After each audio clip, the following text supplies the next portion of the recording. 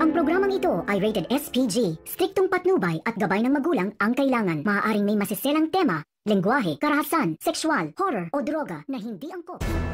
Maligayang pagbabalik mga kaibigan, narito ang kaabang-abang na teleserye sa Batang Quiapo. Gagawin lahat ng mga gerero para lang mananalo sila sa eleksyon. Isa sa mga tauhan ni Roberto na pinuntahan ang mag-asawang si Pasing. Sila Pasing kasi ang pinagkatiwalaan nila ni Roberto. Bawat isang tao ay bigyan ng 3,000 kapalit ang isang buto. Tapos ang sadya ng tao ni Roberto sa mag-asawang si Pasing, agad na itong umalis. Ngunit nagkakataon din na may binili si Erika sa tindahan.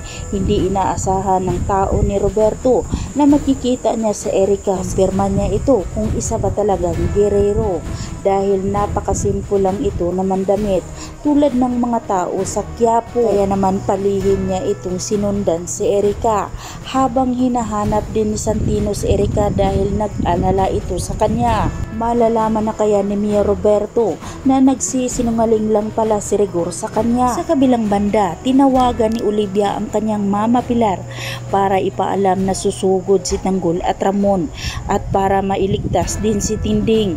Kaya sinabihan niya si Pilar na paalisin agad sa lugar. Ngunit nagmamatigas si Pilar dahil gusto niyang makuha ang mga titulo ng lupain.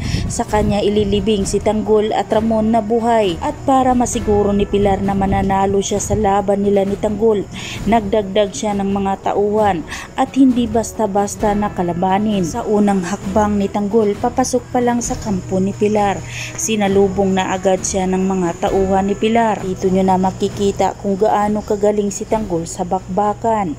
Ngunit nang marinig nila ni Ramon at Marites ang putukan, nag-alala si Marites kay Tanggol. Pero malaki ang tiwala ni Ramon kay Tanggol. Hindi nga raw ito mag-alala si Marites dahil magaling nga raw si Tanggol sa bakbakan. Hindi na nakapag-antay pa si Ramon, agad na rin siyang sumunod kay Tanggol para tulungan. Ngunit kahit malayo pa si Ramon, agad na siyang sinalubong sa mga tauhan ni Pilar. Matapang na hinarap ni Ramon ang makipagbakbakan, walang urungan. Ngunit nadihado si Ramon, agad siyang nahuli ng mga tauhan ni Pilar. Pinalo si Ramon dahilan sa pagluhod nito. Agad nga itong nakita ni Tanggol kaya napasigaw na lang siya. Lumapit si Tanggol para tulungan niya ang kanyang papa.